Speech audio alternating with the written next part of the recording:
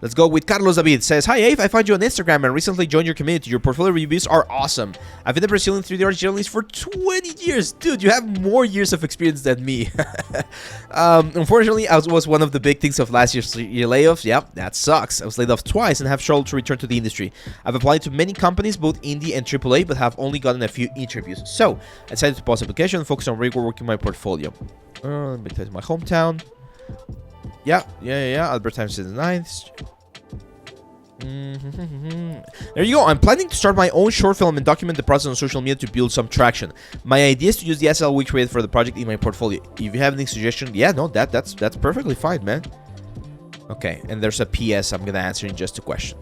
Nice, man. Yeah, dude. I mean, this is great. I love this one.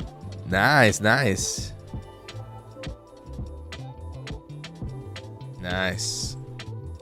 Kind of reminds me of like the Mandalorian, right? That's a little bit of a vibe. Like the helmet looks very Mandalorian-esque. Yeah, that's good, man. So you have some really good stuff, man. Like this one right here. Awesome skin, awesome textures. The light could be improved just a little bit to give more focus to the character, because it's definitely a little bit on the dark side. But yeah, your sculpting is nice, man. This works great. And this, man, oof. Like, this is top-notch stuff, man. Look at the texturing, guys.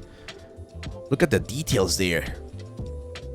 This is really good. The material definition, really good. These are great. Maybe the only thing you might want to add on this one, my friend, are some wireframes. I would love to see some wireframes. And remember, guys, breakdowns and explaining your process is really important. Pirate cabin. Okay. I normally, this is personal preference, I like to start the first like a piece with like the big like a piece, or like the central piece, because if we start with this video and we're not really seeing what's going on, people might just skip it. I'm guessing you use this Tyflow. I don't even know what Tyflow is. Yeah, because the environment looks very nice, man. Like, this is really good. But in the video it looks very dark, right? Yeah, I love this close-ups. Oof. Yeah, this looks cinematic as hell, man. This looks really freaking good. Nice. Just wireframes. My only advice, my friend, I really cannot recommend anything. Your textures are there, your modeling is there, like like I mean, you have 20 years of experience, so I don't think there's much I can like teach you, but it's just maybe the wireframes. Now, I'm gonna be very honest with you, my friend. You mentioned here that you already have 20 years in the industry. I would say at that point you already have enough expertise and enough knowledge to maybe, and again, this is a specific advice for you, not for everyone, but if you already have the knowledge, you could pivot from a sort of like artistic position into more of a lead position or management position, where you get the clients and then you hire more artists and you make the project, right? Like you start like being the provider of services rather than the one looking to be part of an industry.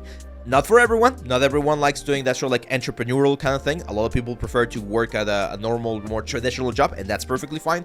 But I'm telling you, man, 20 years and the amount of experience that I'm seeing here in your portfolio, perfectly valid for you to be, again, offering your services as a small studio. Like, you could start your own, like a Carlos David studio or Carlos Cabral studio, and start offering this kind of services to other people. And then you hire freelancers or a small team, and you help them develop the full project. That's perfectly valid. And again, with 20 years of experience, you guys are going to see this more and more in the next coming years. By the way, with all of these layoffs, there's a lot of very experienced artists who are going to find it easier to just start their own stuff, a small indie studio, a small production house, and do the same thing that they were doing at a smaller scale, right?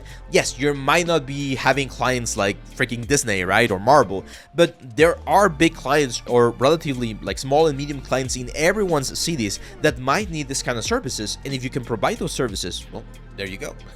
Like, I'm currently working on a small project. I can't show it because it's an NDA, and it's a small cartoon character that they're doing for an event that's going to happen here in the city in the upcoming months, and that's it. It's not Disney, but I'm still doing like character work. They're still paying like very nicely, like the fair amount. So there's a lot of options out there when you become the provider of services rather than someone who wants to fit in a specific studio. Okay, hope that makes sense. Now, here on the PS, you're asking, what's your opinion on Upwork similar platforms? I've never used them, to be honest. I do several, or I do quite a bit of freelance work, but most of the time I get either clients recommended to me or I make a connection and then we figure something out. So I don't know how their like fees and things like that work, but I know there's people who like make a good living out of that. So yeah, there you go. Let's see. Do upload more shorts from queries related to the software so that we can get to know. But yeah, this week and this past couple of weeks have been a little bit tough.